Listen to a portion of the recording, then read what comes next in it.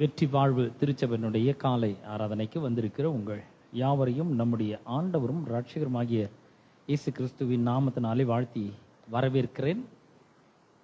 நர்மையான நாளிலே நாம் ஒரு முக்கியமான சத்தியத்தை நாம் கற்றுக்கொள்ளப் போகிறோம். பிலிப்பியருக்கு எழுதின நிருபம் 4ஆம் அதிகாரம் 6ஆம் வசனத்திலிருந்து 8ஆம் வசனம் வரைக்கும் நான் உங்களுக்காக வாசிக்கிறேன். அப்போஸ்தலனாகிய பவுல் பிலிப்பியருக்கு எழுதின நிருபம் 4ஆம் அதிகாரம் 6ஆம் வசனத்திலிருந்து 8ஆம் வசனம் வரைக்கும் உங்களுக்காக நான் வாசிக்கிறேன். நீங்கள் ஒன்றுக்கும் கவலைப்படாமல் எல்லாவற்றையும் குறித்து உங்கள் விண்ணப்பங்களை ஸ்தோத்திரத்தோடு கூடிய ஜெபத்தினாலும் வேண்டுதலினாலும் தேவனுக்கு தெரியப்படுத்துங்கள். அப்பொழுது எல்லா புத்திக்கும் மேலான தேவ சமாதானம் உங்கள் இருதயங்களையும் சிந்தைகளையும் கிறிஸ்து இயேசுக்குள்ளாக காத்துக்கொள்ளும். கடைசியாக சகோதரரே, உண்மை உள்ளவைகள் எவைகளோ, ஒழுக்கம் உள்ளவைகள் எவைகளோ, நீதி உள்ளவைகள் எவைகளோ, கற்புள்ளவைகள் எவைகளோ, அன்புள்ளவைகள் எவைகளோ, நற்கீர்த்தி உள்ளவைகள் எவைகளோ, புண்ணியம் எதுவோ, புகழ் எதுவோ, இவைகளையே சிந்தித்து கொண்டிருங்கள். பிரியமானவர்களே, இந்த அருமையான நாளிலே நாம் ஒன்றுக்கும் கவலைப்படக்கூடாது என்று ஆண்டவர் விரும்புகிறார். அப்போஸ்தலனாகிய பவுலின் மூலமாக அதை நமக்கு இங்கே கூறுகிறார். நம்ம அநேக காரியங்களை பற்றி கவலைப்படுகிறோம், கலங்கிக் கொண்டிருக்கிறோம். ஆனால் நாம் கவலைப்படக்கூடாது என்று தேவன் விரும்புகிறார். பாருங்கள், இயேசு இந்த உலகத்தில் வாழ்ந்தபோது மத்தேயு சுவிசேஷம் 6ஆம் அதிகாரம் 27ஆம் வசனத்தில் அவர் சொல்றாரு, உடைக்காகவும் உணவுக்காகவும் கவலைப்படாதிருங்கள். கவலைப்படுகிறதுனாலே எவன் தன்னுடைய சரீர அளவை சரீர அளவில் ஒரு முழத்தை கூட்ட முடியும்? கவலைப்படுறதுனால எந்த பிரயோஜனமும் கிடையாது. அப்போ இதை நம்ம ரொம்ப நன்றாக புரிந்து கொள்ள வேண்டும். கவலைப்படக்கூடாதுன்னு சொல்லும் பொழுது பொறுப்பற்றவர்களாக இருக்க வேண்டும் என்று நான் சொல்லவில்லை. நல்ல கவனிங்க, பொறுப்பற்றவர்களாக இருக்கிறது வேற. சிலர் பார்த்தீங்களா, எந்த பொறுப்பும் இருக்காது. ஒரு வீட்லேயோ ஒரு அலுவலகத்திலேயோ இருப்பார்கள். அவர்கள் எதை பற்றியும் கவலை இல்லை அப்படின்னாக்கா நம்ம எந்த அர்த்தத்தில் எடுத்து போனால் எந்த பொறுப்பும் அற்றவர்களாக அவர்கள் இருப்பார்கள். நான் அதை சொல்லவில்லை, பொறுப்பற்ற விதத்தை நான் சொல்லலை. சில விஷயங்களை குறித்து நாம் அதிகமாக கவலைப்படுகிறோம். இந்த கவலைப்படுறதுனால ஆண்டவர் சொல்றாரு, எந்த பிரயோஜனமும் இல்லை. ஆகவே நீங்க என்ன பண்ணக்கூடாது? கவலைப்படக்கூடாது என்று அவர் சொல்லுகிறார். அப்ப ஏன் கவலைப்படக்கூடாது? இது நிறைய காரணங்கள் இருக்குது. நாம் அதை ஒவ்வொன்றா பார்க்க போறோம். கவலைப்படுறதுனால எந்த பிரயோஜனமும் கிடையாது. worry is unproductive. அதனால எந்த பலனும் கிடையவே கிடையாது என்று ஆண்டவராகிய இயேசு நமக்கு சொல்லுகிறதை நாம் பார்க்கிறோம். ஆகவே தான் நம்ம கவலைப்படக்கூடாது. 6ஆம் அதிகாரத்தில் 27ஆம் வசனத்தை நான் வாசிக்கிறேன். மத்தேயு சுவிசேஷம் 6ஆம் அதிகாரம் 27ஆம் வசனத்தை நான் வாசிக்கிறேன். கவலைப்படுகிறனாலே உங்களில் எவன் தன் சரீர அளவோடு ஒரு முழத்தை கூட்ட முடியும்? குள்ளமா இருக்கிறோம், நான் கொஞ்சம் உயரமா இருந்தா நல்லா இருக்கும் அப்படின்னு நம்ம யோசிச்சோம்னா, இதே பத்தி கவலைப்பட்டிருந்தோம்னா ஒரு முழம் கொஞ்சம் ஒரு அடி நம்ம வளர்ந்துருவோமா? கிடையாது. சரீர அளவோடு ஒரு முழத்தை கூட்டவே முடியாது. கவலைப்படுறதுனால எதுவும் சாதிக்கவே முடியாது. கவலைப்படுகிறதுல எந்த பிரயோஜனமும் இல்லை என்று அவர் சொல்கிறார். 25ஆம் வசனத்திலிருந்து நான் வாசிக்கிறேன் பாருங்க. மத்தேயு சுவிசேஷம் 6ஆம் அதிகாரம் 25ஆம் வசனத்துல, ஆகையால் எண்ணத்தை உண்போம். எதுக்கெல்லாம் நம்ம கவலைப்படுறோன்றத பத்தி வேதம் நமக்கு சொல்லுகிறது. எண்ணத்தை உண்போம், எண்ணத்தை குடிப்போம், எண்ணத்தை உடுத்துவோம் என்று உணவுக்காகவும் உடைக்காகவும் நீங்கள் என்ன பண்ணாதீங்க? கவலைப்படாதீர்கள். இந்த உணவு, உடை இதெல்லாம் பார்த்தீங்கன்னா ஒரு மனிதனுடைய அடிப்படை தேவை. அந்த அடிப்படை தேவை, அன்றாட தேவை பாருங்க, டெய்லி நீட்ஸ். இதை பத்தி தானே கவலை உண்மையாவே மனுஷனுக்கு இருக்கு. ஆமா, நிறைய இருக்கு. நிறைய பேருக்கு அது ஒரு பெரிய கவலையா இருக்கு. நிறைய பேர் அதை பத்தி யோசிக்கிறாங்க. இன்னைக்கு யார் நமக்கு சாப்பாடு கொடுப்பாங்க? இன்னைக்கு பாருங்க, நமக்கு எல்லாருமே ஃபேமிலி இருக்கு, நமக்கு ஒரு குடும்பம் இருக்கு. நம்ம என்ன பண்றோம்? நம்ம குடும்பத்தில் நமக்கு இங்கேருந்து முடிச்சுட்டு போனால் நமக்கு கண்டிப்பாக ஒரு நல்ல டிஃபனோ நல்ல லஞ்சோ நமக்கு ப்ரிப்பேர் பண்ணி வச்சிருப்பாங்க. போனோன்னு சூப்பர் லஞ்ச் சாப்பிடலாம். இன்னைக்கு வந்து சண்டே வேற, நல்ல சாப்பிடலாம், அடிப்பொலியா இருக்கும் அப்படின்னு நம்ம நம்பிக்கையோட போலாம் நம்ம. ஏன்னா நமக்கு ஒரு ஃபேமிலி இருக்கு. ஆனா அநேகர் பாருங்க, ஃபேமிலி இருந்தும் சில காரணங்களால ஃபேமிலியை விட்டு பிரிந்து அவங்க என்ன பண்றாங்க, தனியா இருக்காங்க. அவங்களுக்கு ஒரு கவலையா இருக்குது. சாப்பாடு ஒரு பெரிய, அவங்களுக்கு ஒரு பெரிய பிரச்சனை.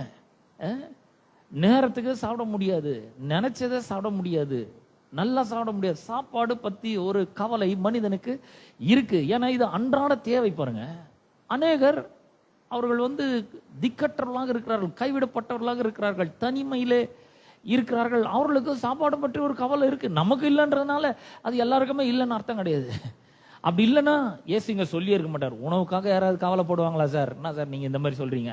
உடைக்காக யாராவது கவலைப்படுவாங்களா அப்படின்னு நம்ம அவங்க அன்னைக்கு வாழ்ந்தவங்க கேட்டிருப்பாங்க. அன்னைக்கு உண்மையாவே அதை பற்றி தான் கவலை மனிதனுக்கு இருக்கிறது. அதனாலதான் அவர் சொல்றாரு, எண்ணத்தை உண்போம், எண்ணத்தை குடிப்போம், எண்ணத்தை உடுத்துவோம் என்று உணவுக்காகவும் உடைக்காகவும் என்ன பண்ணாதீங்க, கவலைப்படாதிருங்கள் அப்படின்றாரு. ஏன் கவலைப்படக்கூடாது அப்படின்னு சொன்னா, தேவன் நம்முடைய தேவைகள் அனைத்தையும் அவர் சந்திக்கிறவராய் இருக்கிறார். God provides for our needs. நம்முடைய தேவைகள் எல்லாவற்றையும் அவர் சந்திக்கிறவராய் இருக்கிறார். ஏனென்றால் அந்த 25ஆம் வசனத்துல நம்ம வாசிக்கும் பொழுது, மத்தேயு சுவிசேஷம் 6ஆம் அதிகாரம் 25ஆம் வசனத்துல, கவலைப்படாதிருங்கள் என்று உங்களுக்கு சொல்லுகிறேன் என்று சொல்லிட்டு அவர் சொல்றாரு, ஆகாரத்தை பார்க்கிலும் ஜீவனும் உடையை பார்க்கிலும் சரீரமும் விசேஷித்தவைகள் அல்லவா. நம்ம கன்சிடர் பண்றதுக்கு, நம்ம முக்கியமானதாக கருதுறதுக்கு நிறைய விஷயங்கள் இருக்கு. நம்முடைய ஜீவன் ரொம்ப முக்கியமானது, நம்முடைய சரீரம் உடைய காட்டில ரொம்ப முக்கியமானது. பாருங்க, சரீரத்துக்கு நல்ல ஆகாரத்தை கொடுத்துட்டு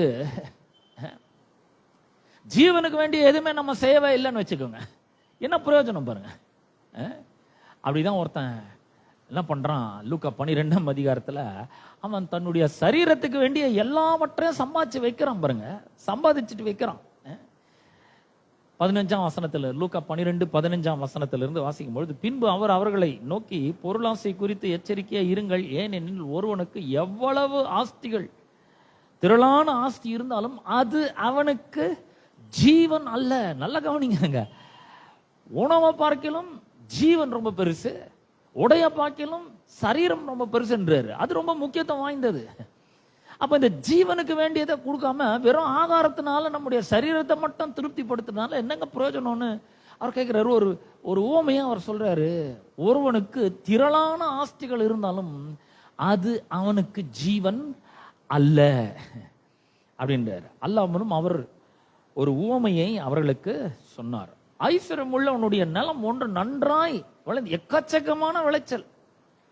அப்பொழுது அவன், நான் என்ன செய்வேன், என் தானியங்களை சேர்த்து வைக்கிறதுக்கு இடம் இல்லையே, விளைச்சல் ரொம்ப அதிகமா இருக்கு, குடோன் ரொம்ப சின்னதா இருக்கு, இந்த சின்ன குடோன்ல இவ்வளவு பெரிய விளைச்சலை நான் சேர்த்து வைக்க முடியாது. அதனால நான் என்ன பண்ணுவேன், என்னுடைய களஞ்சியங்களெல்லாம் இடிச்சிட்டு பெருசா கட்டுவேன் அப்படின்றான்.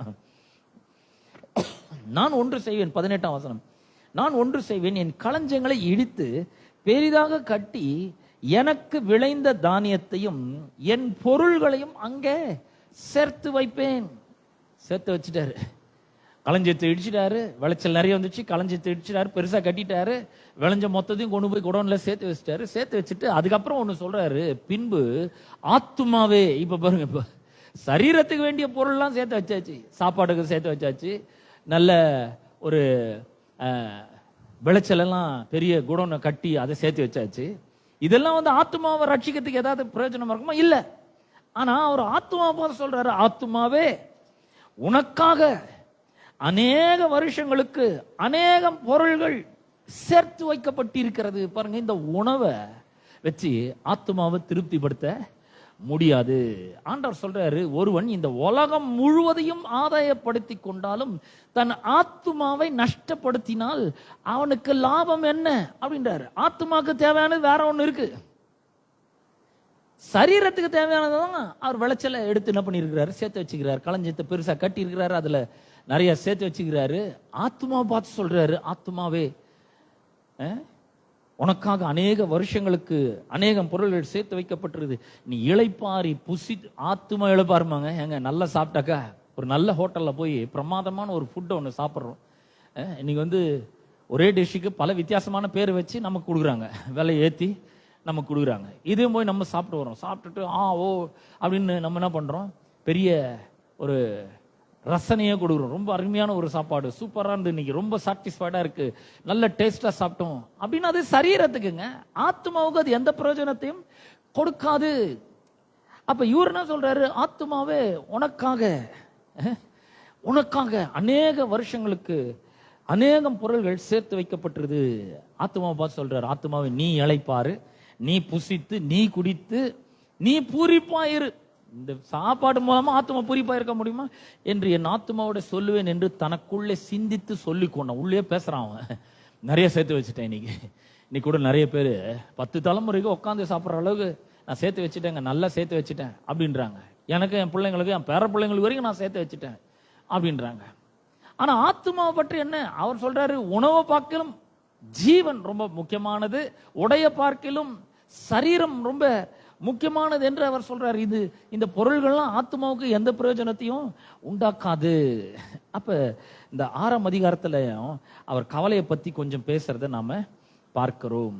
அவர் சொல்றாரு, ஆகாரத்தை பார்க்கிலும் ஜீவனும் உடைய பார்க்கிலும் சரீரம் விசேஷத்தை ஆகாயத்து பட்சிகளை கவனித்து பாருங்கள் அப்படின்றாரு.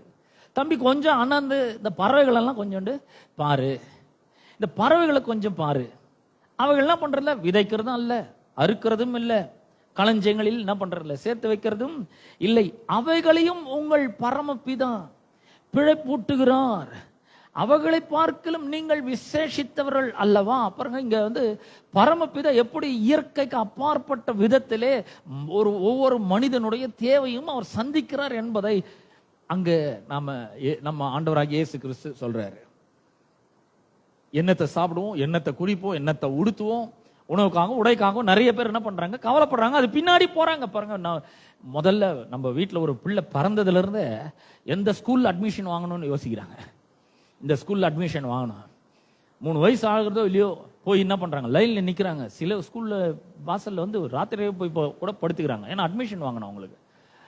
அப்புறம் அவங்க என்ன பண்றாங்க, இந்த பிள்ளை என்ன படிக்கணும்ன்றத தீர்மானிக்கிறாங்க. எப்போ இன்னும் எல்கேஜி கூட ப்ரீகேஜி கூட சேர்க்கவே இல்லை, ஆனா திட்டமிடுகிறார்கள், பிளான் பண்றாங்க. இந்த பிள்ளை என்ன படிக்கணும், எப்படி படிக்கணும், படிப்பு வந்து பிளான் பண்றாங்க, திட்டமிடுகிறாங்க. அதுக்கப்புறம் பாத்தீங்கன்னா அந்த பிள்ளையை படிக்கிறதுக்கேற்ற சூழலை உருவாக்குறாங்க.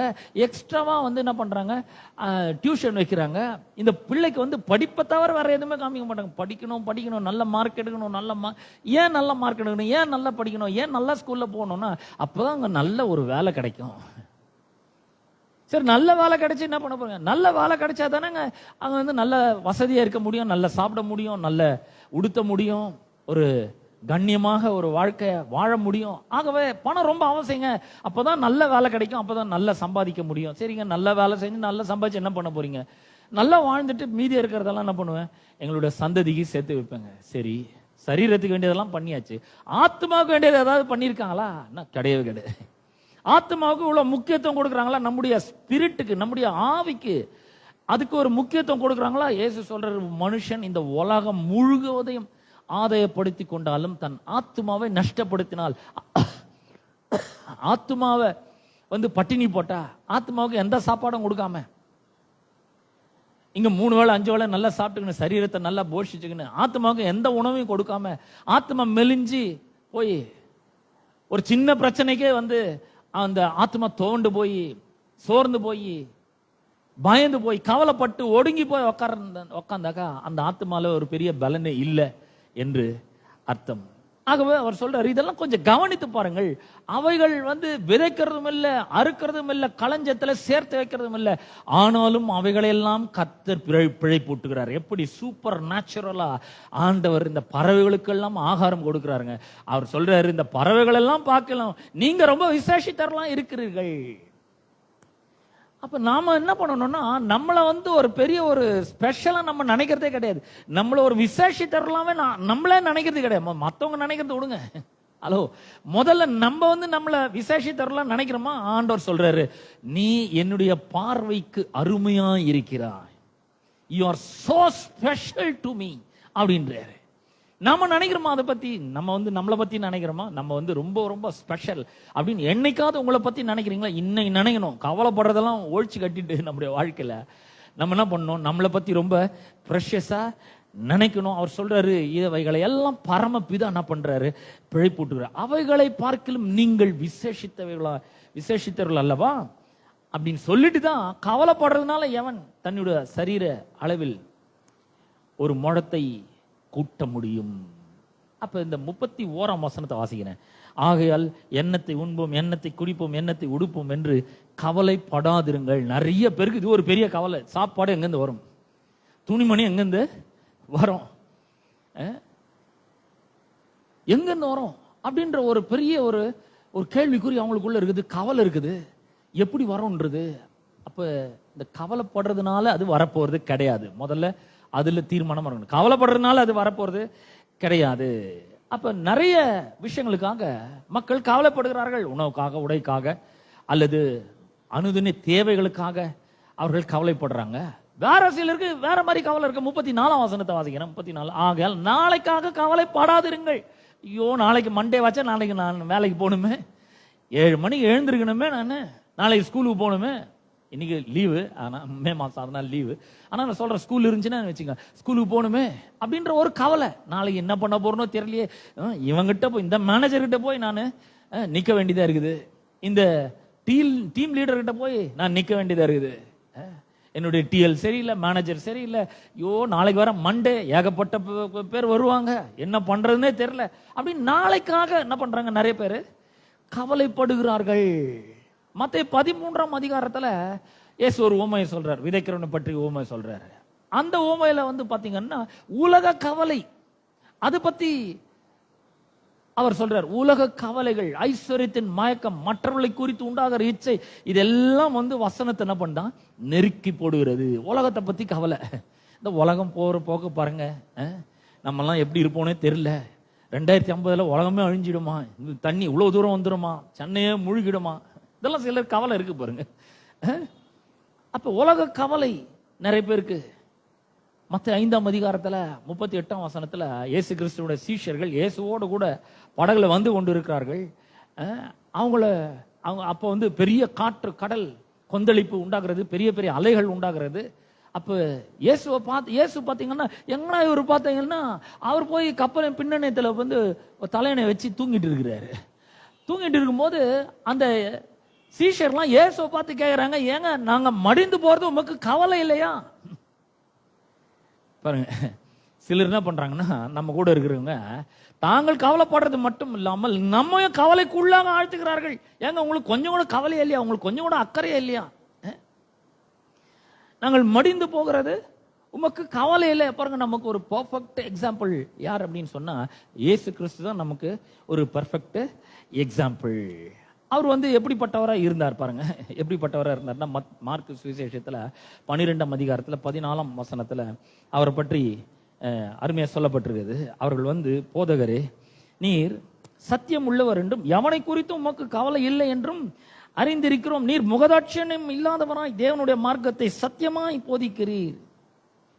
அப்ப அவர் சத்தியம் உள்ளவர், உள்ள சத்தியம் இருக்கு. அதனால எதை பத்தியும் அவருக்கு கவலையே இல்லை. நிறைய அவர் பிரச்சனைகளே இல்லையா? நிறைய பிரச்சனைகள் அவர் சந்திச்சாரு.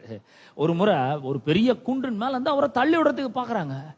அவர் என்ன பண்றாரு? அமைதியா அவர்கள் நடுவில் என்ன பண்றாரு? கடந்து போறாரு. எவ்வளவு பெரிய பிரச்சனை! அவரை பலமுறை கொலை செய்ய முயற்சி செய்கிறார்கள். பல நேரங்களில் அவரை அவமானப்படுத்த நினைக்கிறார்கள். ஆனாலும் அது எல்லாவற்றையும் அவர் என்ன பண்றாருன்னா ஜெயிக்கிறார். அந்த ஒரு ரகசியத்தை, அந்த ஒரு சத்தியத்தை தான் நாம் கற்றுக்கொள்ள போகிறோம். அப்புறம் சிலர் உனக்காக கவலைப்படுறாங்க, உடைக்காக கவலைப்படுறாங்க, சிலர் நாளைக்காக கவலைப்படுறாங்க, அன்றாட தேவைகளுக்காக சிலர் கவலைப்படுறாங்க. அதுக்கப்புறம் பார்த்தீங்கன்னா நாளைக்காக கவலைப்படுறாங்க. இப்படிலாம் சிலர் கவலைப்படுறாங்க. வேற சிலர் எப்படி கவலைப்படுறாங்கன்னா, லூக்கா 10ஆம் அதிகாரத்துல இயேசுக்கு பிரியமான ஒரு வீடு ஒன்று இருந்தது. அங்க போகும்பொழுதெல்லாம் அங்க தங்குவார். மார்த்தாள், மரியாள், லாசரு இவங்கெல்லாம் அவருக்கு ரொம்ப ஃப்ரெண்டு. அப்ப ஒரு முறை அவங்களோட வீட்டுக்கு போயிருக்கிறார். வீட்டுக்கு போயிருக்கும்பொழுது போதகர் வந்துக்கிறாரு. அதனால அந்த அம்மா வந்து மார்த்தாள் வந்து நிறைய வேலைகளை போய் இழுத்து போட்டு செய்ய ஆரம்பிக்கிறாங்க. வீடெல்லாம் க்ளீன் பண்றாங்க. நம்ம கூட பாருங்க, பாஸ்டர் வர்றாருனாக்கா வீடெல்லாம் க்ளீன் பண்ணுவாங்க. ஏன்னா சாயங்காலம் பாஸ்டர் வர போறாரு, அதனால வீடெல்லாம் கொஞ்சம் சுத்தமா இருக்கணும், காமெல்லாம் இருக்கக்கூடாது, எல்லாத்தையும் ஓரம் கட்டு, எல்லாத்தையும் எடுத்து வை, எல்லாத்தையும் சுத்தம் பண்ணு, பெருக்கு தொடை. ஆனா பாஸ்டர் வர்றாரு. அதே மாதிரிதான் இப்ப ஜீசஸ் போறாரு. அங்க வீட்டுக்கு போறோம்னா அந்த அம்மாவுக்கு ஏகப்பட்ட வேலை, எல்லாத்தையும் ஒழிச்சு வைக்கணும், எல்லாத்தையும் கிளீன் பண்ணி வைக்கணும். அது மட்டும் இல்ல, இவருக்கு ஸ்பெஷலா சமைக்கணும், அவருக்கு என்ன பிடிக்கும்னு தெரிஞ்சு அதை வேற சமைக்கணும். இந்த அம்மா ரொம்ப அலுவலா இருக்காங்க. அந்த அம்மாவுக்கு ஒரு சகோதரி இருந்தாங்க, அந்த அம்மா பேர் மரியாள். அந்த அம்மா என்ன பண்ணாங்கன்னா, இயேசுனுடைய பாதத்துல வந்து உட்காந்துனாங்க. இயேசு வந்துட்டாரு. வந்த உடனே இந்த அம்மா உள்ள போயிட்டாங்க வேலை செய்யறதுக்கு. இந்த அம்மா வந்து பாதத்துல வந்து உட்கார்ந்துட்டாங்க. பாதத்துல உட்காந்து அவர் பேசுறத கேட்டுக்கொண்டே இருக்கிறார்கள். இன்னைக்கும் இந்த மாதிரி வீடுகள்ல நிறைய நடக்குது. பாஸ்டர் வர்றாரு, வரட்டும், அவர் வந்து அவர் என்ன பாட்டு பாட போறாரு, என்ன ஜெபம் பண்ண போறாரு, என்ன பிரசங்கம் பண்ண போறாருன்னா ரொம்ப முக்கியங்க. அவரை கவனிக்கிறது ரொம்ப முக்கியம் ஒண்ணும் கிடையாது. நான் சொல்றேன் உங்களுக்கு, நீங்க எதுவுமே பண்ணலனாலும் கூட பரவாயில்ல, ஆனா அவர் சொல்றதை கேட்கணும். ஆனா நிறைய பேர் அவர் சொல்றதை கேட்கறதே கிடையாது. பலவிதமான அலுவலர், அவர் காபி போடணுங்க, அவருக்கு சக்கரை கரெக்டா போடணும், அவருக்கு வந்து இட்லி பிடிக்குமா தோசை பிடிக்குமா, அவருக்கு சிக்கன் பிடிக்குமா மட்டன் பிடிக்குமா, அவருக்கு என்ன பிடிக்கும், வானான்னு வச்சு அமுக்க வேண்டியது. இதனாலே பாசங்கள்லாம் ஊதி போய் கிடக்குறாங்க. நான் சொல்றேன், அதெல்லாம் இருக்கட்டும், பரவாயில்ல, அதெல்லாம் அப்புறமா பாத்துக்கலாம், அதெல்லாம் பண்ணவே இல்லைன்னா கூட பரவாயில்ல. என்ன பொறுத்த வரைக்கும் அதெல்லாம் ஒண்ணுமே இல்லைன்னா கூட பரவாயில்ல. நான் உங்க வீட்டுக்கு வரும்பொழுது ஒண்ணுமே இல்லைன்னா கூட பரவாயில்ல, வெறும் தண்ணி கொடுத்தா கூட போதும். வீட்டுக்கு வரும்போது என்ன பண்ணணும், உட்காந்து நான் என்ன சொல்றேன்றது கவனிக்கணும். ஏன்னா கடவுளுடைய பிரசன்னத்திலிருந்து தேவனுடைய வார்த்தைகளை, நித்திய வார்த்தைகளை, அழிவில்லாத வார்த்தைகளை, வாழ்க்கையை மாற்றக்கூடிய வல்லமையான வார்த்தைகளோடு நான் வரேன். இந்த வார்த்தைகளை கேட்கணும். மரியாள் அதை செஞ்சாங்க. மரியாள் என்ன பண்றாங்க, இயேசுனுடைய பாதத்துல உட்கார்ந்து அவர் சொல்றதை கவனித்து கேட்டுக்கொண்டிருந்தாள். மார்த்தாள் என்ன பண்ண தெரியுங்களா, பற்பல வேலைகளிலே அவள் அலசடிப்பட்டு கொண்டிருந்தாள். 39ஆம் வசனத்திலிருந்து வாசிக்கிறேன். லூக்கா 10:39. அவளுக்கு மரியாள் எனப்பட்ட ஒரு சகோதரி இருந்தாள். மார்த்தாள் என்னும் பேர் கொண்ட ஒரு ஸ்திரீ அவரை தன் வீட்டிலே ஏற்றுக்கொண்டாள். அவளுக்கு மரியாள் எனப்பட்ட ஒரு சகோதரி இருந்தாள். அவள் இயேசுவின் பாதத்தருகே உட்கார்ந்து அவருடைய வசனத்தை கேட்டுக்கொண்டிருந்தாள். நான் சொல்றேன், எல்லாத்த விட இது ரொம்ப முக்கியம். காஃபி முக்கியம் இல்ல, ஸ்நாக்ஸ் முக்கியம் இல்ல, டின்னர் லஞ்ச் எல்லாம் முக்கியம் இல்ல, நீங்க வறுத்து வச்சுக்கிற ஃபிஷ் சிக்கன் இதெல்லாம் முக்கியம் கிடையாது. எல்லாத்தோட முக்கியம் எதுன்னா அங்க உட்கார்ந்து பாஸ்டர் என்ன சொல்றாருன்றதை கவனிக்கிறது தான் ரொம்ப ரொம்ப முக்கியம். அதெல்லாம் இல்லைன்னா கூட பரவாயில்லைங்க. பாதத்தருகே உட்கார்ந்து இயேசு என்ன சொல்றார் என்பதை கவனித்து கேட்டுக்கொண்டிருந்தார். அவருடைய வசனத்தை கேட்டுக்கொண்டிருந்தாள். 40ஆம் வசனம், மார்த்தாளோ பற்பல வேலைகளை செய்வதில் மிகவும் வருத்தம் அடைந்து. இன்னைக்கு கூட பாருங்க, சர்ச்சுக்கு கிளம்பணும்னா அதுக்கு முன்னாடி நிறைய வேலைகள் இருக்குது. போறதுக்கு முன்னாடி இதெல்லாம் முடிச்சு போட இரு, இப்பதான் அவங்க வந்து பாட்டு பாடின்னு இருப்பாங்க, போலாம் கொஞ்ச நேரம் பொறுத்து போலாம், நான் அவசரம், கொஞ்ச நேரம் பொறுத்து போலாம், இன்னும் காணிக்க கூட எடுத்து முடிஞ்சிருக்காது, கொஞ்ச நேரம் பொறுத்து போய்க்கலாம், சர்ச்சு தானே. அதுக்கு முன்னாடி முடிக்க வேண்டிய வேலைகள் நிறைய இருக்கு. இந்த வேலை இருக்கு, அந்த வேலை இருக்கு, கடைக்கு போக வேண்டியது இருக்கு, புருஷன் அனுப்ப வேண்டியது இருக்கு. நான் சொல்றேன், எல்லாத்தோட இது ரொம்ப ரொம்ப முக்கியம். ஏன்னா இங்க வரும்பொழுது எப்படி கவலைப்படாம இருக்கிறது, எப்படி அந்த கவலையை மேற்கொள்றது, எப்படி நம்முடைய வாழ்க்கையில இருந்து அந்த கவலையை ஒழிச்சு கட்டுறது, உதறி தள்ளுறது, எப்படி அழுத்து ஒழிக்கிறதுன்றதை கற்றுக் கொடுக்குறோங்க. அப்படி இல்லைன்னா எல்லா வேலையும் முடிச்சுட்டு பற்பல வேலைகளினால வருத்தப்பட்டு இந்த கவலை உள்ளே வச்சுக்கின்னு, பயத்தை உள்ளே வச்சுக்கின்னு, கடவுள் உங்களுக்காக தம்முடைய குமாரன் மூலமாக செய்து ஆயத்தப்படுத்தி வைத்துக்கிற அந்த நன்மைகளை அனுபவிக்காமையே போயிடுவோம் பாருங்க. நம்ம நிறைய பேருக்கு இது விளங்குறதே கிடையாது. மார்த்தாளோ பற்பல வேலைகளை செய்வதில் மிகவும் வருத்தம் அடைந்து அவரிடத்தில் வந்து, ஆண்டவரே, நான் தனியா வேலை செய்யும்படி என் சகோதரி என்னை விட்டு வந்திருக்கிறதை குறித்து உமக்கு கவலை இல்லையா? ஏங்க உங்களுக்கு கொஞ்சம் கூட கவலையே இல்லையா? நான் தனியாக அவஸ்தைப்பட்டுக்கிறேன். என் சகோதரி இருந்தா கொஞ்சம் வெங்காயம் வெட்டி கொடுத்துருப்பா, என் சகோதரி கூட இருந்தா கொஞ்சம் தக்காளி வெட்டி கொடுத்துருப்பா, இந்த கறியை அலசி கொடுத்துருப்பா, எல்லாம் நான் செய்ய வேண்டியதா இருக்குது. நீங்க உங்களுக்கு கொஞ்சம் கூட கவலை இல்லையா? என் சகோதரி என்னை தனியா வேலை செய்யும்படி விட்டு விட்டு வந்து இருக்கிறதை குறித்து உமக்கு கவலை இல்லையா? எனக்கு உதவி செய்யும்படி அவளுக்கு சொல்லும் என்றால். ஏங்க சும்மா வீணா வந்து நேரத்தை வீணாச்சு இங்க உட்காந்து என்ன பண்ணுகிறாவ? நீ சொல்றதை கேட்டு கொண்டு அது ரொம்ப முக்கியமா? அதை விட முக்கியங்க கிச்சன்ல எல்லாம் கொதிச்சுட்டு இருக்கு, ஏதாவது மிஸ் பண்ணிட்டேன்னா தீஞ்சு போச்சுன்னா அப்புறம் நீங்க நல்லா சாப்பிடவே முடியாது. ஐயோ கடவுளே, அது எல்லாத்தோட இதுதாங்க ரொம்ப முக்கியம். மற்ற எல்லா வேலைகளுக்காட்டிலும் இது ரொம்ப முக்கியம். பாருங்க, ஞாயிற்றுக்கிழமைன்னு வரும்பொழுது மற்ற வேலைகளெல்லாம் ஒதுக்கி தூரமா வச்சுட்டு இங்க சர்ச்சுக்கு வர்றது ரொம்ப முக்கியம்.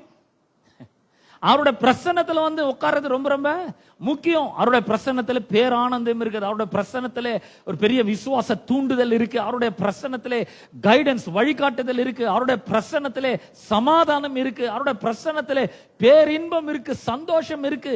இதை வந்து என்ஜாய் பண்ணும். அவரோட நாம இங்க வந்து என்ன பண்ணும்? ஃபெலோஷிப் பண்ணும், ஐக்கியம் கொள்ள வேண்டும். அது ரொம்ப முக்கியம். ஞாயிற்றுக்கிழமை எந்த வேலையும் வச்சுக்க கூடாது.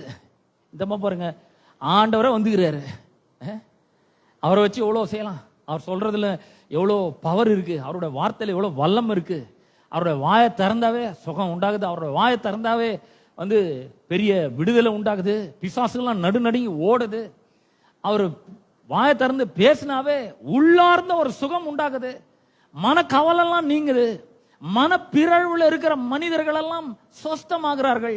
அதெல்லாம் போய் மார்க் 5ஆம் அதிகாரத்துல வாசிக்கிறோம். கல்லறையில போய் வாசம் பண்றான். இயேசு சும்மா ஒரே ஒரு வார்த்தையை சொன்னார், அவ்வளவுதான். வார்த்தையை சொன்ன உடனே அவனுக்கு அங்க ஒரு பெரிய விடுதலை. அவ்வளவு நேரம் நிர்வாணி எந்த ட்ரெஸ் எல்லாம் போட்டுன்னு இயேசுவின் பாதத்தருக உட்கார்றான். அது ரொம்ப முக்கியங்க. இங்க வர்றது, இங்க வந்து சத்தியத்தை கேட்கறது ரொம்ப ரொம்ப முக்கியமான ஒன்றா இருக்கிறது. நீங்க இங்க வந்தாலும் சரி, நான் உங்க வீட்டுக்கு வந்தாலும் சரி, முக்கியமானது எது? இந்த சத்திய வார்த்தைகளை நாம் கேட்க வேண்டும். அதுக்கு ரொம்ப முக்கியத்துவம் தரணும். வேற எதுவும் ரொம்ப முக்கியம் கிடையாது. நீங்க உங்களுக்கு கூட உங்களுக்கு கவலை இல்லையா? கொஞ்சம் கூட கவலை இல்லையாங்க? அவளுக்கு சொல்லக்கூடாதா? நான் ஒண்டியா கஷ்டப்பட்டு இருக்கிறேன், எனக்கு வந்து உதவி செய்யும்படி சொல்லக்கூடாதா அப்படின்னு சொல்லி கேட்கும் போது இயேசு அவளுக்கு பிரதியுத்தரமாக, மார்த்தாளே, நீ அநேக காரியங்களை குறித்து கவலைப்பட்டு கலங்குகிறாய். சிலருக்கு உணவு, உடை, அன்றாட தேவைகளை பற்றி கவலை, சிலருக்கு நாளை பற்றி கவலை, சிலருக்கு அநேக காரியங்களை குறித்து கவலை. என் பொண்ணு கல்யாணம் எப்போ ஆகுமோ தெரியலையே, எப்போ வந்து வரன் வரோன்னு தெரியலையே, பணம் எப்போ வந்து கிடைக்கும்னு தெரியலையே, நகை எப்போ வாங்குவோன்னு தெரியலையே, வேலை எப்போ கிடைக்கும்னு தெரியலையே, ஊழியத்தை எப்படி ஆரம்பிக்கிறதுன்னு தெரியல. நிறைய கவலைகள் உள்ள கவலைப்பட்டு கலங்கி கொண்டே இருக்கிறது. பாருங்க, எவ்வளோ மனு வர்க்கம் எவ்வளோ பெரிய கவலைக்குள்ள போய் கொண்டு இருக்குது. அநேக கிறிஸ்தவர்களோட இந்த கவலையை உள்ள வச்சுட்டு இருக்காங்க. அங்க வந்து மார்த்தாளை பார்த்து சொல்ற, நீ அநேக காரியங்களை குறித்து கவலைப்பட்டு கலங்குகிறாய். தேவையானது ஒன்றே அப்படின்ற, தேவையான ஒன்னே ஒன்னா. மரியாள் தன்னை விட்டு எடுபடாத நல்ல பங்கை தெரிந்து கொண்டாள். மரியாள் சரிதான் கரெக்ட். மார்த்தாளி நீ செய்யறது ஒன்றும் அந்த அளவுக்கு ரொம்ப முக்கியம் கிடையாது. ஆமா, கொஞ்ச நேரம் போச்சுன்னா எனக்கு பசி எடுக்க போது, நான் ஏதாவது சாப்பிட்டாகணும், அது பரவாயில்ல. ஆனா இங்க உன்னுடைய ஜீவனுக்கு ஏற்றவைகளை நான் சொல்லிக் கொண்டிருக்கிறேன். உன்னுடைய ஜீவனுக்கு ஜீவன் விருத்தி அடையும்படியாக நான் வந்ததே வந்து அவர்களுக்கு ஜீவன் உண்டாயிருக்கும், அந்த ஜீவன் பரிபூர்ணப்படும் தான் வந்தேன். இதுக்காக தான் நான் வந்திருக்கிறேன், அதைத்தான் நான் செய்து கொண்டு இருக்கிறேன். சாப்பாடு எனக்கு ஒரு பெரிய முக்கியமே கிடையாது. இங்க மட்டும் கிடையாதுங்க, இன்னொரு இடத்துலயும் சொல்றாரு. யோவான் 4ஆம் அதிகாரத்துல கூட சொல்கிறார், நீங்கள் அறியாத போஜனம் எனக்கு ஒன்று உண்டு, என்னை அனுப்பினவருடைய சித்தத்தின்படி செய்வதே எனக்கு போஜனமா இருக்குதுன்றார். அவர் எவ்வளவு ஒரு கன்சர்னா இருக்கிறார் பாருங்க, எவ்வளவு ஒரு விழிப்புணர்வோடு இருக்கிறாரு. அப்ப பொழுதன்னைக்கு சாப்பாடே வந்து மனதில் இருக்கக்கூடாது. என்ன பண்றது, என்ன சாப்பிட்றது, இதை சாப்பிடலாமா, அதை அது முக்கியம் தான். அது ஒரு சரீரத்துக்கு கொஞ்சம் தேவைப்படுது தான், அது நான் இல்லைன்னு சொல்ல வரல. ஆனா பொழுதன்னைக்கு அதுலயே ரொம்ப ஒரு பெரிய கவனத்தை செலுத்தக்கூடாது. ஆத்துமாவுக்கு வேண்டியவைகளை நாம் என்ன பண்ண வேண்டும், கொடுக்கிறவர்களாக இருக்க வேண்டும். நம்முடைய ஆத்துமா ஏன் அப்படின்னா, யோவான் தன்னுடைய நிருபத்தில் எழுதுறாரு 3 யோவான் 2ஆம் வசனத்துல, பிரியமானவனே, உன் ஆத்துமா வாழ்றது போலதான் நீ எல்லாத்திலையும் வாழ்ந்து சுகமா இருக்க முடியும் அப்படின்றாரு.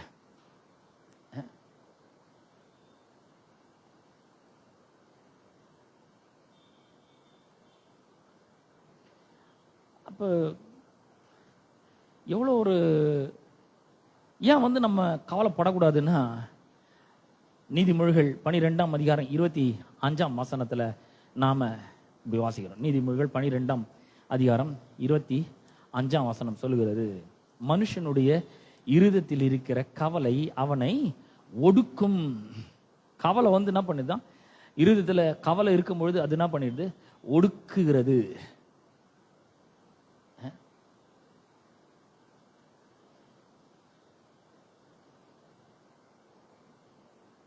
அப்ப நம்ம என்ன செய்யணும்?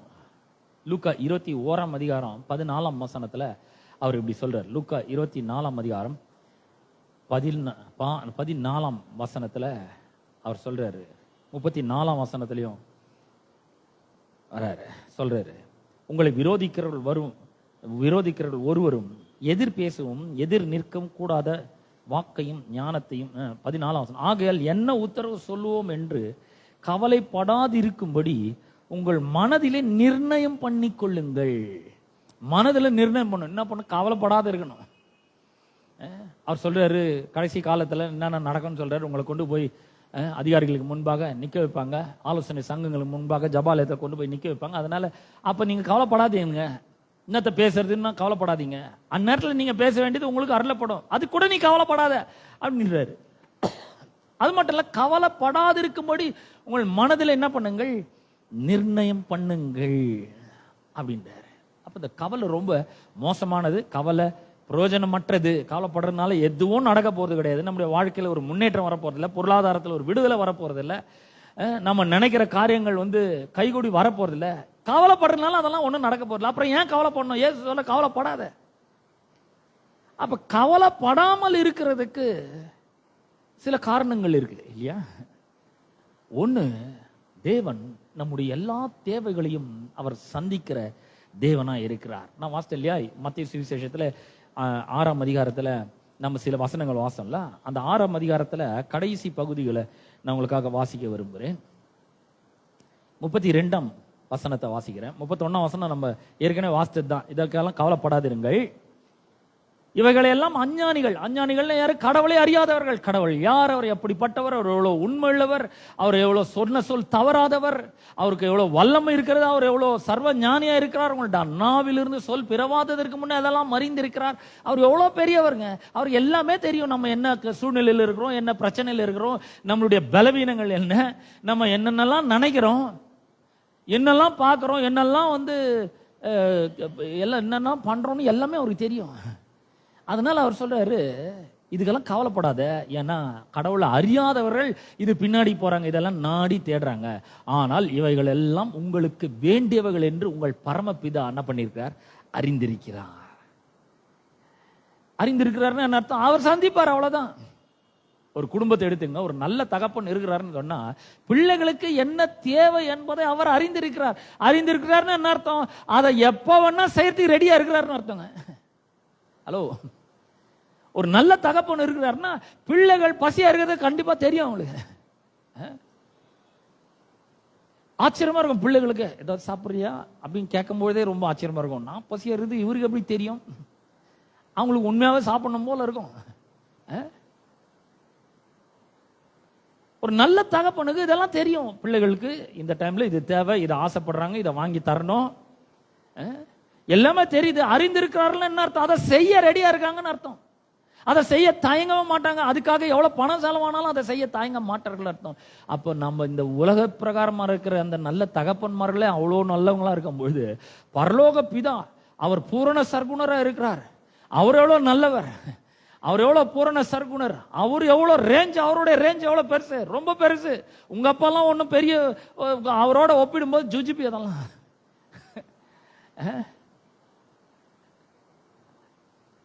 அவர் ரேஞ்சு வேறங்க. நான் அப்படிதான் யோசிக்கிறேன். எங்க அப்பா பரலோக பிதா, அவர் ரேஞ்சு வேற. அவருடைய ரேஞ்சுக்கு அவர் எனக்கு தராரு. இதெல்லாம் எனக்கு வேண்டியவள் என்று என் பரமபிதா அறிந்திருக்கிறார். அதனால நான் இது பின்னாடி போகவே கூடாது. ஏன் நாம கவலைப்படக்கூடாது? ஏன் படக்கூடாதுன்னா, தேவன் எல்லா தேவைகளையும் அவர் சந்திக்கிற தேவனா இருக்கிறார். எல்லாவற்றையும் அவர் தம்முடைய முழு கட்டுப்பாட்டுல வைத்திருக்கிறார். ஆகவேதான் பவுல் சொல்றாரு, நீங்கள் ஒன்றுக்கும் கவலைப்படாமல் எல்லாவற்றையும் குறித்து உங்கள் விண்ணப்பங்களை ஸ்தோத்திரத்தோட கூடிய ஜபத்தினாலும் வேண்டுதலினாலும் என்ன பண்ணுங்க, தேவனுக்கு தெரியப்படுத்துங்க. கவலைப்படாதீங்க, ஜபம் பண்ணுங்க. பவுல் சொல்றாரு, கவலைப்படாதீங்க, ஜபம் பண்ணுங்க. நாம என்ன பண்றோம்? ஜபம் பண்ண மாட்டேங்கிறோம், கவலைப்பட்டு கொண்டு இருக்கிறோம். ஹலோ, எல்லாத்த பத்தியும் ஒரு கவலை. நாளைக்காக கவலை, வேலைக்காக கவலை, பதவி உயர்வுக்காக கவலை. 3 வருஷம் நான் கஷ்டப்பட்டு இருக்காங்க. ஒரு நாட்களே நான் பார்த்ததே கிடையாது. எப்போ நான் கொஞ்சம் நல்ல நாளை அனுபவிக்க முடியும்? நான் கூட இது மாதிரிலாம் யோசிச்சிருக்கிறேன். கொஞ்சம் கஷ்டப்பட்ட காலத்திலாம் எப்போதான் நம்ம ஒரு வீடியோ காலம் வரும் அப்படின்னு சொல்லி யோசிச்சுக்கிறேன். ஒவ்வொரு வருஷமும் அந்த ஜனவரி 1ஆம் தேதி போய் வேண்டுவேன், ஆண்டவரே இந்த வருஷம் போயிடுச்சு. போன வருஷம் 1ஆம் தேதி கூட உங்கள்கிட்ட ஜெபம் பண்ணேன். உங்களுடைய திருச்சபையில் நான் ஜெபம் பண்ணியிருக்கேன். போன வருஷம் 1ஆம் தேதி கூட, ஜனவரி 1ஆம் தேதி. இந்த வருஷம்லாம் போயிடுச்சுங்க, இந்த வருஷமாவது கொஞ்சம் நல்லா இருக்கட்டும்னு ஜெபம் பண்ணியிருப்பேன். அது உங்களுக்கும் ஞாபகம் இருக்கும். சரி, போயிடுச்சு, இது இன்னும் ஒன்றும் பண்ண முடியாது. இந்த வருஷம் இப்போ பிறந்துக்குது, இதாவது கொஞ்சம் நல்லா இருக்கட்டுமே, எனக்கு கொஞ்சம் வசதி ஆகட்டும், கொஞ்சம் நல்லா இருக்கட்டும், நான் கொஞ்சம் நிம்மதியாக இருக்கட்டும், நல்லா இருக்கட்டும் அப்படின்னு ஜெபம் பண்ணது உண்டு பாருங்க. அப்போ இதெல்லாம் நமக்கு வேண்டியவர்கள் என்று நம்முடைய பரமபிதா என்ன பண்ணியிருக்கிறாரு, அறிந்திருக்கிறார். அவர் ப்ரொவைட் பண்றார். அவர் நமக்கு நம்முடைய தேவைகளை அவர் சந்திக்கிறவராய் இருக்கிறார். அப்ப நாம என்ன பண்ணணும்? அந்த பவுல் சொல்ற கவலைப்படாத, ஜெபம் பண்ணு. மத்தேயு சொல்றாரு கவலைப்படாத, அதுக்கு பதில் என்ன பண்ணு, இதெல்லாம் நாடி தேடாத. அவர் சொல்ற நல்ல அந்த வேர்டை கவனிக்கணும். இவைகள் எல்லாம் அஞ்ஞானிகள் நாடி தேடுகிறார்கள். நாடுறாங்க, தேடுறாங்க. seek and go after that. நாடி தேடுறாங்க. நீ என்ன நாடணும்? முதலாவது தேவனுடைய ராஜ்யத்தையும் அவருடைய நீதியும் தேடுங்கள். அவர் சொல்றாரு, இதை நாடாதப்பா. சாப்பாடு எங்கிருந்து வரும், உடை எங்கிருந்து வரும், இதுக்காக நீ கவலைப்பட்டு கலங்கி நிற்க, அதெல்லாம் உனக்கு வேணும் அப்படின்னு அவருக்கு தெரியும். அவர் தருவாரு. எப்படி நீ யோசிக்காதீங்க, எப்படின்னா சூப்பர் நேச்சுரலா அவர் தருவாருங்க. ஏன்னா ஆகாயத்து பறவைகளை கவனிச்சு பாருங்க, காட்டு புஷ்பங்களை கவனித்து பாருங்க. அவைகள் விதைக்கிறதும் இல்லை, அறுக்கிறதும் இல்லை, களஞ்சத்துல சேர்த்து வைக்கிறதும் இல்லை. இவைகள் பாத்தீங்கன்னா அது எந்த விதத்திலும் அந்த ட்ரெஸ் எல்லாம் உண்டு பண்றது இல்லை. ஆனாலும் சாலமோன் முதலாய் தம்முடைய சர்வ மகிமையிலும் இவைகளை போல உடுத்துனதே கிடையாது. அந்த மாதிரி பெஸ்டா அவர் தர்றதுக்கு வல்லவராக இருக்கிறார். அதை நீங்க விசுவாசிக்கிறீங்களா? கவலைப்படுறத ஒழிச்சு கட்டிட்டு இப்ப விசுவாசிக்க ஆரம்பிக்க வேண்டும். முதலாவது தேவனுடைய ராஜ்யத்தையும் நீதியும் என்ன பண்ண வேண்டும்? நாம் தேடுகிறவர்களாக இருக்க வேண்டும். இயேசு வேணும்னா இதெல்லாம் அந்த உதாரணங்களெல்லாம் சொல்ற. ஆகாயத்து பறவையை பாரு, கொஞ்சம் காட்டு புஷ்பத்தை கவனித்து பாரு. இன்னைக்கு இருந்து நாளைக்கு அடுப்புல போடுறதுக்கு கடவுள் இவ்விதமாக உடுத்து வித்தால் உனக்கு உடுத்து வைப்பது எவ்வளோ நிச்சயம்.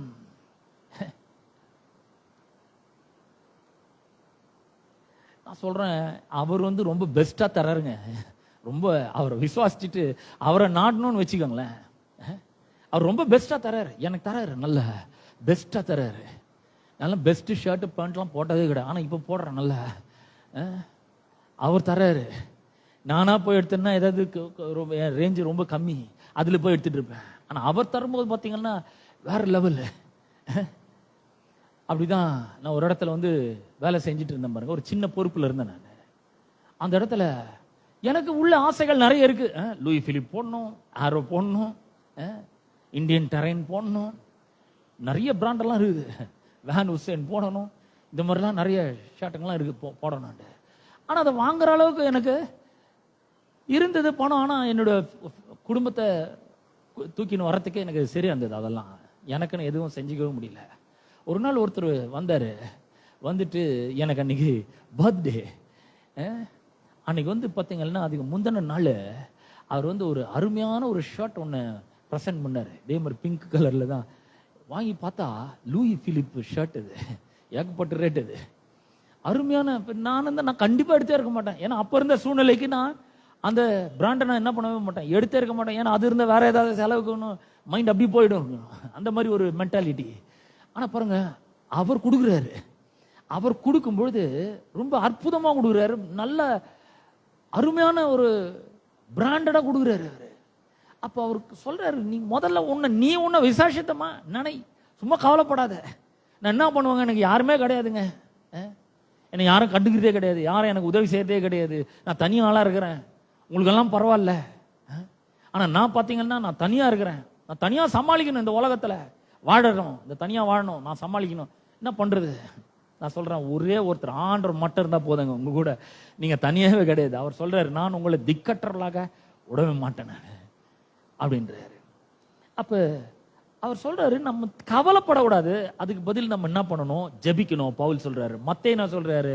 கவலைப்படாதீங்க இதுக்கெல்லாம். அதுக்கு பதிலா seek first the kingdom and the righteousness of God. முதலாவது தேவனுடைய ராஜ்யத்தையும் அவருடைய நீதியும் தேடுங்கள். அப்ப பாருங்க, தேவன் எவ்வளவு உண்மையுள்ளவர் என்று நினைக்கணும். ஒரு பிரச்சனை வரும்போது தான் அதை ரொம்ப அதிகமா நினைக்கணும். பிரச்சனை வரும்போது தான் ரொம்ப அதிகமா நினைக்கணும். நம்ம நினைக்கிறோம் பிரச்சனை வரும்போது ஆண்டவர் எங்க போறாருன்னு தெரியலங்க, எனக்கு என் கண்ணுக்கே தெரிய மாட்டேங்கிறாருங்க. நல்லா கவனிங்க, மற்ற நேரங்களில் கூட அவர் அவ்வளோ அருகாமையில் இருக்கிற மாதிரி நமக்கு தெரியாம இருக்கலாம். ஆனா நம்ம பிரச்சனையில் இருக்கும்போது ரொம்ப ரொம்ப அருகாமையில அவர் நமக்கு ரொம்ப அருகாமையிலே இருக்கிறார். யோசிப்பு எடுத்துக்கோங்க. அவனை என்ன பண்ணாங்க? பிடிச்சி சிறைச்சாலையில போட்டாங்க. செய்யாத தவறுக்காக சிறைச்சாலையில போட்டாங்க. கர்த்தர் யோசேப்போட இருந்தார். எங்க? சிறைச்சாலையில. தானியேலை பிடிச்சி சிங்க கபில போடுறாங்க. கர்த்தர் தானியேலோட கூட இருக்கிறார். எங்க? சிங்க கபில இருக்கிறாருங்க. நான் சொல்றேன், ஒவ்வொரு முறை நாம பிரச்சனைகளை சந்திக்கும் பொழுதும், தனிமையை சந்திக்கும் பொழுதும், எனக்கு யாரும் இல்லைங்க, எனக்கு ஆதரவு யாரும் கிடையாது, நான் ஒரு அனாதை, நான் எந்த ஆதரவும் அற்றவனா இருக்கிறேன், திக்கற்றவனா இருக்கிறேன், யாரும் எனக்கு என்ன விசாரிக்கிறது கூட கிடையாது, எனக்கு யாரும் போன் பண்றது கூட கிடையாது, நான் இருக்கேனா, செத்தனா, சாப்பிட்டேனா, நான் என்ன பண்றேன் ஒண்ணுமே யாருக்குமே தெரியவே தெரியாதுங்க. அவ்வளோ பெரிய ஒரு கவலையில, தனிமையில நான் வாழ்ந்து கொண்டிருக்கிறேன். Loneliness kills. நான் சொல்றேன் பாருங்க, உங்களுக்கு தனிமையில வாழ்ந்து கொண்டிருக்கிறேன், எனக்கு யாருமே கிடையாது. நான் சொல்றேன், இயேசு உங்களை நேசிக்கிறாருங்க. அவர் சொல்றாரு, உங்களை விட்டு விலகிறதே இல்லை, உங்களை கை விடுறதே இல்லை. இப்போ இது மாதிரி எல்லாம் சொன்னாக்கா நமக்கு ஓரளவு தான் வழங்குது. ஆனா நான் இன்னொன்னு சொல்ல விரும்புறேன். ஒரு குடும்பத்தை எடுத்துக்கங்க. பிள்ளைகள் நல்லா இருக்கிறாங்க, ஓடி ஆடி விளையாடுறாங்க, அதுங்க பாட்டு ஓடுறது விளையாடுது. அவங்கள அம்மாவும் அப்பாவும் கண்டுக்கிறதே கிடையாது. அவங்க சரி, அவங்க பாட்டு அவங்க என்ன பண்றாங்க? விளையாடுறாங்க, நல்லா இருக்கிறாங்க பிள்ளைங்க. ஆனா அந்த பிள்ளைகள் சிக்காகும் பொழுது, நல்லா கவனிங்க, அம்மா சோறு கூட சாப்பிட மாட்டாங்க.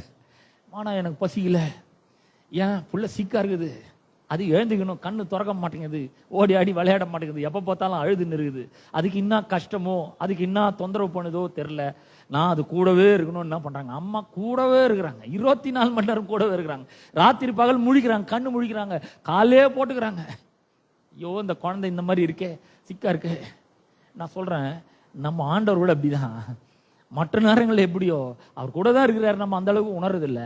ஆனா பிரச்சனையின் போது, நாம தனிமையை உணரும் பொழுது, நாம ஒரு நெருக்கடியில் அகப்படும் பொழுது, மற்ற எல்லா நேரங்களை காட்டிலும் கர்த்தர் நமக்கு ரொம்ப சமீபமா இருக்கிறாருங்க. அவர் நம்மளை தாங்குகிறவரா இருக்கிறார். அவர் நமக்கு உதவி செய்யும்படியாக அவர் இருக்கிறார். God is so near to you. அவர் உங்களோட கூட இருக்கிறார், உங்களுக்கு அருகாயில் இருக்கிறார், உங்களுக்கு உள்ள இருக்கிறாரு. அவர் உங்களை ஒருபோதும் கைவிடவே மாட்டாரு. அவர் சொல்லிட்டாரு, நான் உன்னை விட்டு விலகவே மாட்டேன், உன்னை கைவிடவே மாட்டேன் என்று அவர் சொல்லியிருக்கிறார். அப்ப ஏன் கவலைப்படக்கூடாது? தேவன் நம்முடைய எல்லா தேவைகளையும் சந்திக்கிறார். ரெண்டாவது, எல்லாம் கடவுளுடைய கண்ட்ரோல்ல தான் இருக்குது. அவர் கையை மீறி எதுவும் போல. ஒருவேளை நம்ம கையை மீறி போயிருக்கலாம், அவருடைய கையை மீறி இன்னும் போகவே இல்லைங்க. எப்பவுமே அவர் உதவி செய்யறதுக்கு ரெடியா இருக்கிறார். மூணாவது, கவலை நாம் கடவுளை நம்பவில்லை என்பதை நமக்கு காண்பிக்கிறது. Worry demonstrates a lack of trust. கடவுள் மேல ஒரு பெரிய நம்பிக்கை இல்லை என்பதை அது நமக்கு காண்பிக்கிறது. நீதிமொழிகள் 3ஆம் அதிகாரம் 5-6 வசனங்களை நான் உங்களுக்காக வாசிக்க விரும்புகிறேன். Proverbs chapter 3, 5 and 6, 7 வாசிக்கிறேன்.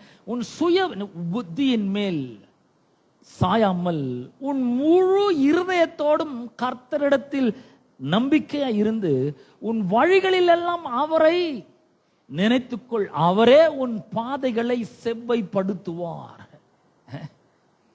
அவர் உன் பாதைகளை செவ்வைப்படுவார். அவர் டைரக்ட் பண்ணுவார். எந்த பக்கம் போகணும், எங்க நீ இருக்கணும், எங்க திரும்பணும், எங்க நிறுத்தணும், எங்க ஃபார்வர்ட் மார்ச் பண்ணணும், எல்லாமே அவருக்கு தெரியும். அவர் கரெக்டா கைட் பண்ணுவார். எப்போ நம்ம சுய புத்தியின் மேல சாயாமல் கர்த்தர் பேரில் முழு இருதத்தோடு நம்ம நம்பிக்கையா இருந்து வழிகளில் எல்லாம் அவரை நாம் நினைக்கிறவர்களாக இருக்க வேண்டும்.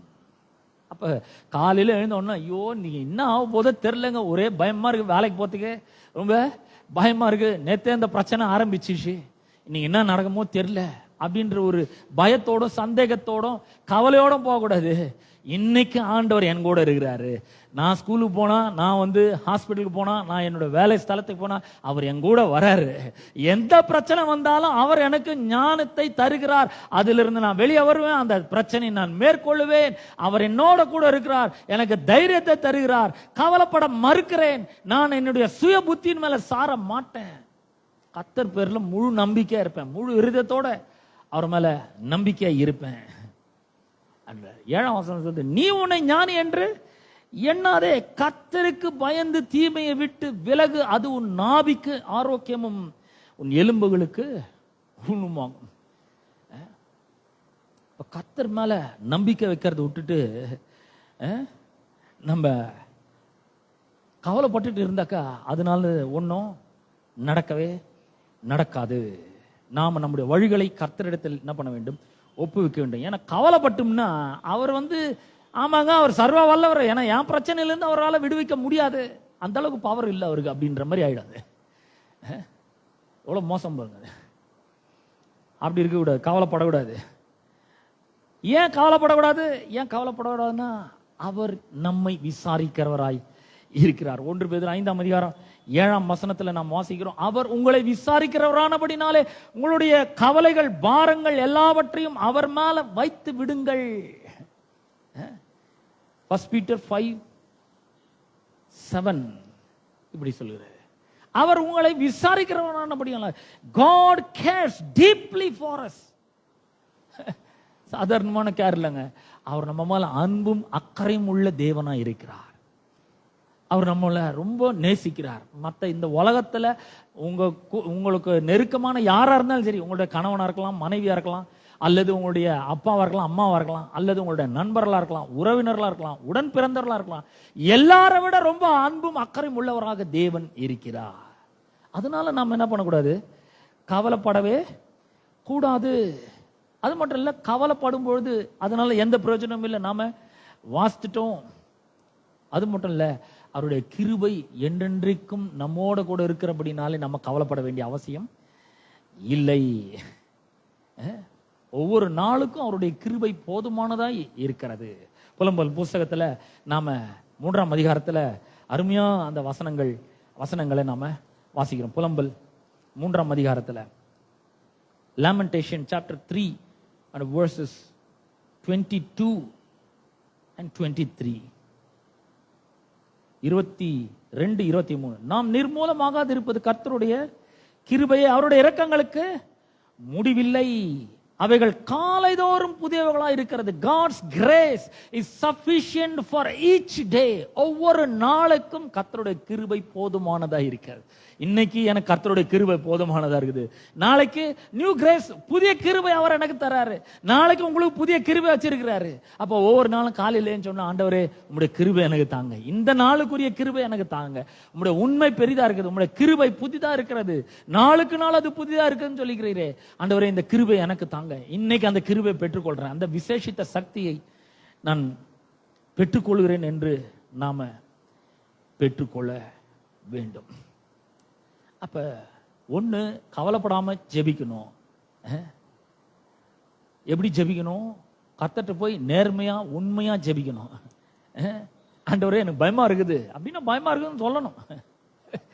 ஆண்டவர் இந்த விஷயத்தை பத்தி பயமா இருக்குங்க, எனக்கு பணம் எங்கிருந்து கிடைக்கும்னு கொஞ்சம் பயமா இருக்குது, ஓப்பனா சொல்லலாம் அவர்கிட்ட. அவர் யாருக்கிட்டையும் சொல்லவே மாட்டார். நீங்க எவ்வளவு க்ளோஸான ஒரு ஆள்கிட்ட சொன்னாலும் அவங்க பரப்பிடுவாங்க. அப்பா அவர் பயப்படுறாருப்பா, மேலதான் ரொம்ப தைரியமா இருக்கிற மாதிரி நடிக்கிறாரு, ஆனா உள்ள ரொம்ப பயம் இருக்கு அப்படின்னு சொல்லிட்டு அவங்க போய். ஆனா ஆண்டவர் யார்கிட்டயுமே சொல்லவே மாட்டார். அவர்கிட்ட ஜெபிக்கலாம் பொழுது உங்களுடைய உள்ளத்தை திறந்து காமிச்சு அவர்கிட்ட பேசலாம். ஆண்டவரே எனக்கு கொஞ்சம் பயமா இருக்குது எல்லாம் நினைச்சாக்கா, நான் உங்ககிட்ட சொல்றேன் அப்படின்னு ஜெபிக்கலாம். அவருக்கு நன்றி சொல்லலாம். ஏற்கனவே அவர் என்னெல்லாம் பண்ணியிருக்கிறார் நினைச்சு நன்றி சொல்லலாம். அப்புறம் அவரை நம்பலாம், அவர் மேல நம்பிக்கையோடு இருக்கலாம்.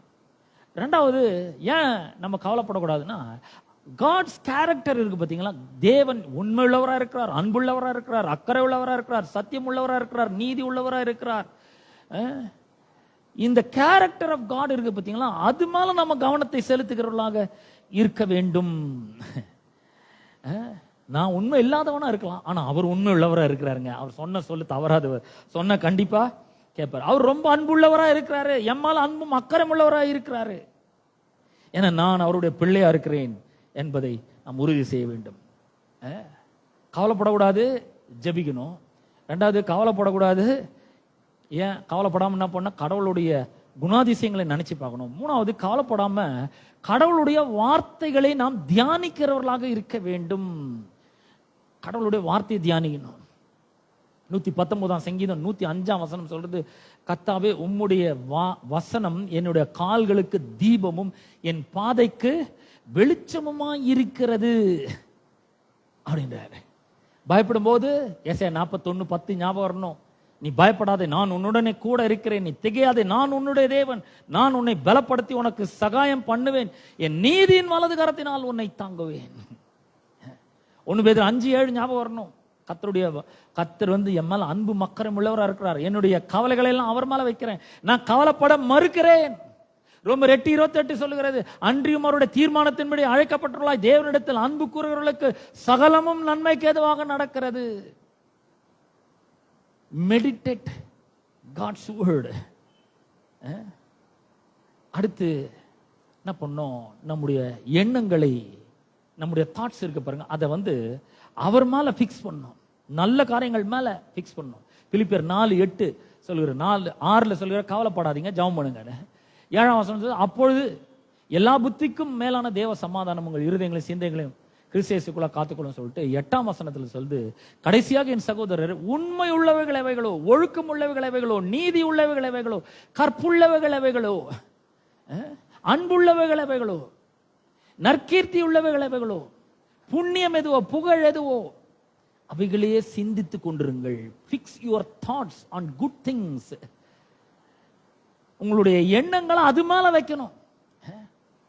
கர்த்தர் என்னோட கூட இருக்கிறாரு, அவர் என்னை விட்டு விலகிறதில்லை, எனக்கு கைவிடுறதில்லை, எனக்கு உள்ள அவர் வாழ்ந்து கொண்டு இருக்கிறார். நான் பயப்பட போறதில்லை, கலங்க போறதில்லை. அவர் என் மேல அன்பு அக்கறை உள்ளவராக இருக்கிறார், நான் அவருடைய பிள்ளையா இருக்கிறேன். ஆகவே நான் ஒருபோதும் கவலைப்பட போறது கிடையாது. நான் ஆண்டவர்கிட்ட ஜெபம் பண்ண போறேன். ஆண்டவரே, இந்த பயங்கள்லாம் எனக்கு இருக்கு, இதெல்லாம் சரி பண்ணுங்க ஆண்டவரே, நான் உங்ககிட்ட வரேன், இதெல்லாம் சரி பண்ணுங்க, என் இருதயத்தை சரி பண்ணுங்க, மனதை சரி பண்ணுங்க, என் சரீரத்தை சரி பண்ணுங்க. அப்போ அடுத்ததாக நம்ம ஏன் கவலைப்படக்கூடாதுன்னா, எல்லா பாரங்களையும் கவலைகளையும் அவர் மேல தூக்கி எறிஞ்சிடணும். 1 பேதுரு 5:7 நம்ம வாசிட்டோம் இல்லையா. மற்ற விசுவாசிகளோடு நம்ம ஐக்கியமா இருக்க வேண்டும். அதோடு கூட அவருக்கு நம்ம முதல்ல கீழ்ப்படியணும். ஃபர்ஸ்ட் அவருடைய ராஜ்யத்தையும் அவருடைய நீதியும் நாம் தேடுகிறவர்களாக இருக்க வேண்டும். நாம் அப்படி செய்யும் பொழுது, நான் சொல்றேன், கவலைகள்லாம் நீங்கி, எல்லா கவலைகளும் நீங்கி நமக்கு சமாதானம், தேவ சமாதானம், தெய்வீக சமாதானம் நம்முடைய இருதயங்களையும் சிந்தைகளையும் ஆள ஆரம்பிக்கும். அது மட்டும் இல்ல, நாம் இந்த உலகத்துல வெற்றி மேல வெற்றி பெற்று கர்த்தருடைய நாமத்திற்கு மகிமை கொண்டு வருவோம். அவருடைய வல்லமை நம் மூலமாக வெளிப்படும். அதை கண்டு அநேக மக்கள் இயேசு அண்டை வருவார்கள். நான் சொல்றேன், தேவையான ஒண்ணுதான், மரியாள் தன்னை விட்டு எடுபடாத நல்ல பங்கை தெரிந்து கொண்டாள். நீங்களும் என்ன பண்ணுங்கள், அந்த நல்ல பங்கை தெரிந்து கொள்ளுங்கள். கவலைப்படுறத விட்டு ஒழிச்சு போடுங்க. கவலைப்படுறதுனால எந்த பிரயோஜனமும் கிடையாது. கவலைப்பட்டோம்னா ஆண்டவரை நம்ம நம்ப மறுக்கிறோம்னு அர்த்தம். ஆண்டவருக்கு அந்த அளவுக்கு பவர் இல்லைன்னு நம்ம சொல்லாம சொல்றோம். அதெல்லாம் ஆக கவலைப்படாதீங்க. கர்த்தர் உங்களோட கூட இருக்கிறார். உங்களுக்கு மேல மேல வெற்றியை தருவார். உங்கள் வாழ்க்கையை அவர் சீர்படுத்துவார், ஸ்திரப்படுத்துவார். அவர் எல்லா நன்மைகளினால் உங்கள் வாழ்க்கையை அவர் நிரப்புவார். அது மாத்திரம் இல்லை, உங்க வாழ்க்கையில பெரிய பெரிய அற்புதங்கள், இயற்கைக்கு அப்பாற்பட்ட அற்புதங்கள், super natural miracles will manifest in your life. உங்க வாழ்க்கையில இயற்கைக்கு அப்பாற்பட்ட அற்புதங்கள் நிச்சயமாக நடக்கும். வரும் நாட்களில் நிச்சயமா அதை பார்ப்பீர்கள். ஆமீன். கர்த்தர் உங்களை ஆசீர்வதிப்பார். நம் முதல்ல கண்களை மூடி ஜெபிப்போம். அது பிற்பாடு நம் மத்தியில போதகர் எஸ்ரா அவர்கள் இருக்கிறார்கள். அவர்கள் நமக்கு கம்யூனியன் சர்வீஸ் நடத்துவாங்க. ஆகவே கொஞ்ச நேரம் அது முடிஞ்சிடும். நம்ம எல்லாரும் கண்கள் மூடி ஜெபிப்போம். எழுந்து நிற்போம், எல்லாரும் எழுந்து நிற்போம். எங்கள் அன்பின் பிதாவே, உம்முடைய குமாரனாகிய இயேசு கிறிஸ்துவின் நாமத்திலே உம்மண்டை நாங்கள் வருகிறோம். இந்த அற்புதமான மன மகிழ்ச்சியின் நாளுக்காக உமக்கு நன்றி செலுத்துகிறோம். தேவாதி தேவன், கர்த்தாதி கர்த்தர், நீர் நல்லவரும் நன்மை செய்கிறவருமாய் இருக்கிறீர். ஆண்டவர் நாங்கள் கவலையே படக்கூடாது என்று நீர் விரும்புகிறீர். அப்பா உமக்கு ஸ்தோத்திரம் ஆண்டவர். ஜெபிக்கணும்னு நீர் சொல்லியிருக்கிறீர், எல்லாத்தையும் தெரியப்படுத்தணும்னு சொல்லியிருக்கிறீர். ஏன்னா எல்லாமே நாங்கள் சொல்றதுக்கு முன்னாடி உமக்கே தெரியும் ஆண்டவரே. அதற்காக உமக்கு நன்றி செலுத்துகிறோம் ஆண்டவரே. சத்தியத்தை கேட்ட மக்களுக்காக ஜெபிக்கிறேன். இந்த கடவுளை அறியாத மக்கள் எண்ணத்தை உண்போம், எண்ணத்தை குடிப்போம், எண்ணத்தை உடுத்துவோம் என்று பலவிதமான கவலைகளை பட்டு கலங்கி கொண்டிருக்கிறார்கள், வருத்தப்பட்டு கொண்டிருக்கிறார்கள். ஆனால் நாங்கள் இந்த பூமியிலே வாழ்ந்து கொண்டிருந்தாலும் தேவனுடைய பிள்ளைகளாய் இருக்கிறோம், ரட்சிக்கப்பட்டு இருக்கிறோம் ஆண்டவரே. நம்முடைய குமாரனுடைய ரத்தம் எங்களை கழுவி இருக்கிறது, மீட்டு கொண்டிருக்கிறது. அதற்காக உமக்கு ஸ்தோத்திரம் ஆண்டவரே. தகப்பன், இந்த அருமையான நாளில் ஆண்டவரே அதையெல்லாம் நாங்கள் எண்ணி பார்க்கிறோம். நாங்கள் விசேஷித்தவர்களாய் இருக்கிறோம் ஆண்டவரே. உம்முடைய பார்வையிலே நாங்கள் விசேஷித்தவர்களாய் இருக்கிறோம். கர்த்தர் ஆண்டவரே, இந்த சத்தியத்தை கேட்ட மக்களுக்காக ஜெபிக்கிறேன். கவலை அவர்கள் வாழ்க்கையிலிருந்து ஒழிச்சு கட்டுவீராக ஆண்டவரே. அவர்கள் உம்மை நோக்கி பார்க்கும் பொழுது ஆண்டவரே அவர்களுக்கு எல்லா விதத்திலும் உதவி செய்யும்படியாக ஜெபிக்கிறேன் ஆண்டவரே. அவர்களுக்கு இயற்கைக்கு அப்பாற்பட்ட அற்புதங்கள் அவர்களுடைய வாழ்க்கையில நடக்கட்டும். இதுவரைக்கும் முடியாத காரியங்கள்லாம் முடியட்டும், சாத்தியமில்லாத காரியங்கள் சாத்தியமாகட்டும் என்று ஜெபிக்கிறேன் ஆண்டவர். உமக்கு நன்றி செலுத்துகிறேன் ஆண்டவரே. ஆண்டவர் ஒவ்வொருவரையும் ஆசீர்வதிப்பீராக. கவலை விட்டு ஒழிச்சிட்டு உம்மை நம்ப, உம்மை விசுவாசிக்க அவர்களுக்கு உதவி செய்யும்படியாக ஜெபிக்கிறேன். தேவனுடைய ராஜ்யத்தையும் நீதியும் அவர்கள் தேடட்டும் என்று ஜெபிக்கிறேன். அப்பொழுது எல்லாமே கூட கொடுக்கப்படும் என்று சொல்லி இருக்கிறீரே, அப்படி அவர்கள் கொடுக்கப்படட்டும் என்று ஜெபிக்கிறேன். ஜனங்களை ஆசீர்வதியும். துதி கன மகிமை எல்லாவற்றும் ஒருவருக்கே நாங்கள் செலுத்துகிறோம். இயேசுவின் நாமத்தில் ஜெபிக்கிறோம் பிதாவே, ஆமென். நம்முடைய கர்த்தராகிய இயேசு கிறிஸ்துவின் கிருபையும் பிதாவாகிய தேவனுடைய அன்பும் பரிசுத்த ஆவியானுடைய ஐக்கியமும் பாதுகாலும் வழிநடத்தலும் இன்னும் என்றும் சதா காலங்களிலும் நம் அனைவரோடும் என்றும் இருப்பதாக. ஆமென், ஆமென். நாம் உட்கார்வோம். நம்முடைய போதகர் எஸ்ரா அவர்கள் கம்யூனியன் சர்வீஸ்